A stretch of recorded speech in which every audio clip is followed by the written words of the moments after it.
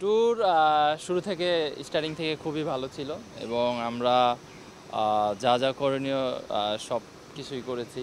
আমরা আমাদের সেরাটা দেওয়ার চেষ্টা করেছি। আর দেখেন, আমার কাছে মনে হয় যে আমরা প্রথম ম্যাচটা জয় হয়েছি, কিন্তু আমরা সবসময় মানি যেটা যে শেষ বলো যার সব বলো তার, সেটা আমরা করতে পারি না। এটা অ্যাকচুয়ালি আমি মনে করি যে এটা আমাদেরই ফল্ট। আমরা ভুটানের সাথে হেরেছি, এটা অ্যাকসেপ্টেবল না। কিন্তু আমরা ট্রাই করেছি, আমরা সুযোগ পেয়েছি, সেগুলো আমরা আর কি গোল করতে পারি নাই। আপনার ফুটবল হলো গোলের খেলা, আপনি যদি গোল না করতে পারেন ডেফিনেটলি অপোজিশন টিম যখনই একটা সুযোগ পাবে অ্যাভেল করে বের হয়ে যাবে। সেটাই ভুটান করেছে। অ্যাকচুয়ালি আমরা দীর্ঘদিন থেকে প্রায় ৮-৯ বছর ধরে একই কথা বলে আসছি যে ফিনিশিংয়ে গিয়ে সমস্যা, নাম্বার 9-এর সমস্যা। এবারও এই ম্যাচে কি সেই জিনিসটাই পরিলক্ষিত হয়েছে? আমার কাছে মনে হয় কি, দেখেন আমরা যখন লিগ খেলেছি, লিগের সাথে যতগুলো ম্যাচ আমরা খেলেছি ইন্টারন্যাশনাল ম্যাচ, আমাদের কিন্তু আপনার দেখা গেছে যে তার আগে আমরা অনেক বড় বড় ম্যাচ খেলেছি। অস্ট্রেলিয়ার সাথে খেলেছি, প্যালেস্তাইনের সাথে খেলেছি, আপনার লেবাননের সাথে খেলেছি। তো ওইগুলো ম্যাচে কিন্তু আমরা আপনার ওরকম কোনো স্কোরিং করতে পারিনি। লেবাননের সাথে মুরসালিন গোল করেছে, লাস্ট ম্যাচে মুরসালিন গোল করেছে। তো গতকালকের ম্যাচটায় আমরা 2-3টা চান্স পেয়েছি, কিন্তু সেগুলো যদি আমরা গোল করতে পারতাম তাহলে আমরা ম্যাচটা অন্যরকম হতো, আমাদের ফরে ম্যাচটা চলে আসতো। ডেফিনেটলি আমরা এটা বলতেই পারি যে আমরা যদি গোল করতাম তাহলে হয়তো আমরা এই ম্যাচটা হারতাম না। কিন্তু গোল না পাওয়ার কারণটা কি?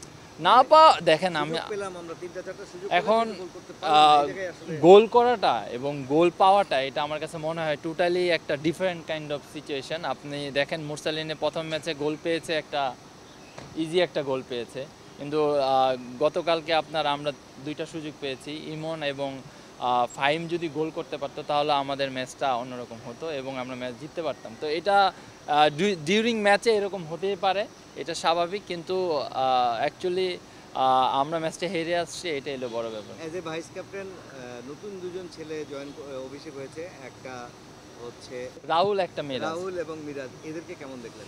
না দেখেন, ওরা 20 সাব চ্যাম্পিয়নশিপ হয়ে আসছে এবং তাদের ফিটনেস লেভেল ভালো বিধায় কিন্তু কোচ তাদেরকে ডেকেছে এবং তাদের পটেনশিয়াল আছে এবং তাদের সেই মেধা আছে। আমি মনে করি তাদের ফিউচার অনেক ব্রাইট এবং ভালো। তারা যদি তাদের মনোযোগটা ধরে রাখতে পারে এবং খেলা নিয়ে যদি সবসময় ভাবে, ডেফিনেটলি তাদের ভালো ফিউচার এবং বাংলাদেশের জন্য তারা একটা অ্যাসিড হবে ইন ফিউচারে। আচ্ছা, ওই সেকেন্ড ম্যাচে বিশ্বনাথ এবং রাকিবের অনুপস্থিতি মানে কতটুকু গিয়েছে? ডেফিনেটলি রাকিব এবং বিশ্বনাথ ওয়ান অফ দ্য কি প্লেয়ার আমাদের টিমে। রাকিব দেখেন, প্রথম ম্যাচের 45 মিনিটের মধ্যেই সে মাঠ থেকে বের হয়ে যেত, আমাদের রিকোয়েস্টে সে ছিল। কিন্তু রাকিব এবং বিশ্বনাথের ডেফিনেটলি অভাবটা তো অবশ্যই আমরা বুঝতে পেরেছি, কিন্তু ন্যাশনাল টিম সবাই সবার জায়গায় চেষ্টা করে এবং তারা দুজন থাকলে হয়তো অন্যরকম হতো, কিন্তু এখন তারা নাই, এটা আমাদের মানতে হবে এবং আমরা সেভাবেই ট্যাকটিস এবং গেম প্ল্যান অনুযায়ী নেমেছিলাম, কিন্তু এন্ড অফ দ্য ডেতে আমরা গোল কনসিড করেই হেরে যাই।